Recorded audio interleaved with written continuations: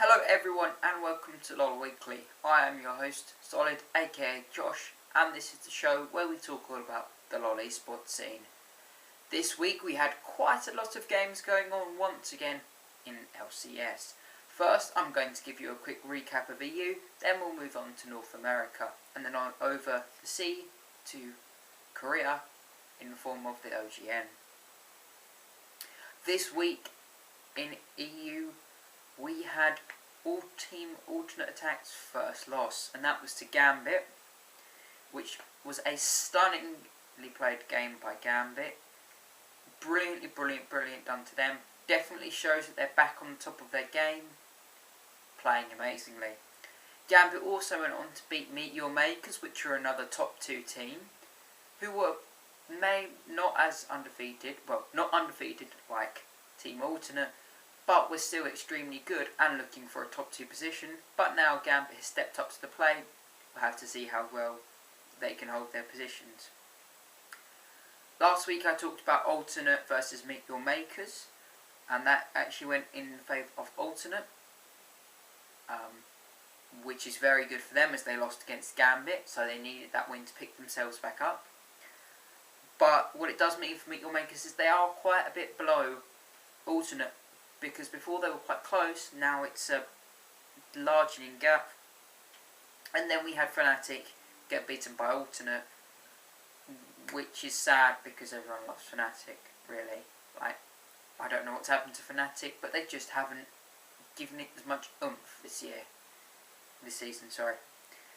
But now we have Alternate going not undefeated, going 7-1 after picking up a win and a loss this week.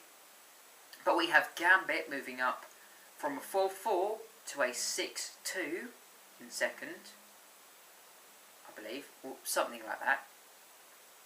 No, sorry, that's bad math. A 4-2 to a 6-2, coming up in second, pushing Meet Your Makers down on a 5-3 to third place. And we actually have SK and News in Pyjamas falling into last place.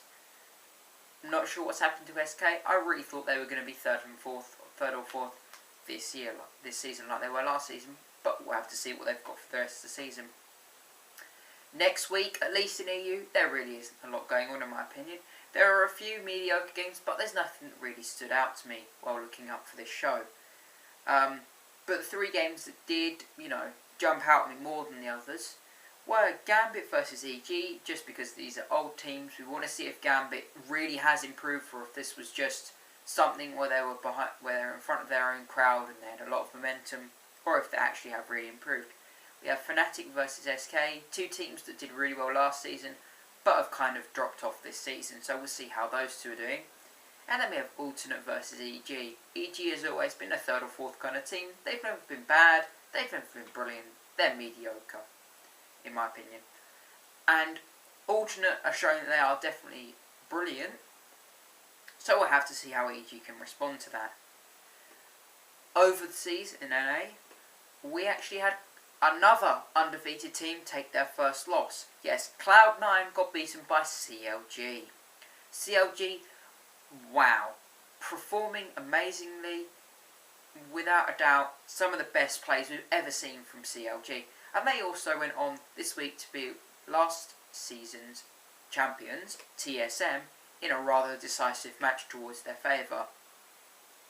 We had Vulcan beat Curse, Vulcan being one of the new teams, Curse being a number 1 most of last season, dropped down to number 2 team. And we can see that Curse is taking that steady decline in how good they are. What's happening to Curse? Personally, I have no idea, but we'll have to find out and see as the weeks go on. But we did have Curse beat Dignitas, and Dignitas haven't been doing that bad recently. So it was nice for Curse to get that little boost, in my opinion. But we still have Cloud9 at first, now with 6-1 instead of 5-0, sorry. We have Team Coast, TSM, Vulcan and CLG all joined second with a 4-3 score. All of those teams doing extremely well for themselves. CLG picking themselves up and being a bit more up there, securing that joint second place. Then in 6th we have Dignitas at a 3-4 score, only just off what the other teams have in 2nd, but just not good enough. And then it goes down from there. So Curse in 7th with a 2-5, and Velocity in a 1-6. I feel sorry for Velocity, but someone's got to be last, and I'm sorry to you guys, but someone's got to be last. Now, North American LCS this weekend is actually going to be at MLG, to the best of my knowledge, and we have awesome games to show there. We've got TSM versus Dignitas. Can Dignitas prove that they're up to some of these joint 2nd place teams, like TSM, or will they fall down with Curse? Once again, just like last week, we have CLG versus Cloud9. Have CLG really improved, or will Cloud9 dominate like they did in the first week and go undefeated this week? TSM versus Curse, a classic matchup in my opinion. There's always been quite a big rivalry, lots and lots and lots of drama around this matchup. TSM doing extremely well, very well still. Curse, not so much, so we'll see how that goes. And then we have CLG versus TSM. Last week we had this matchup and CLG beat TSM. Will they do that again to maybe secure a 2nd place and push TSM down to 3rd or 4th? We'll have to see. We never know. Now, over in Korea, OGN Spring has finished with MPO Zone winning. If you guys didn't hear, they 3-0'd CJ something, Blaze or Frost. It escapes me now. But yeah, that was a brilliant match. Definitely go and watch those. But we now have OGN Summer 2013 starting early next month. Definitely try and catch that. A lot of the stuff has been posted already. There is a team, there's a Liquipedia post about it. So go and check that out and research it all and find out a lot of the times. It's all on there. Okay. Thank you all for watching. I will see you all next time. It's been me, Solid, aka Josh. Goodbye.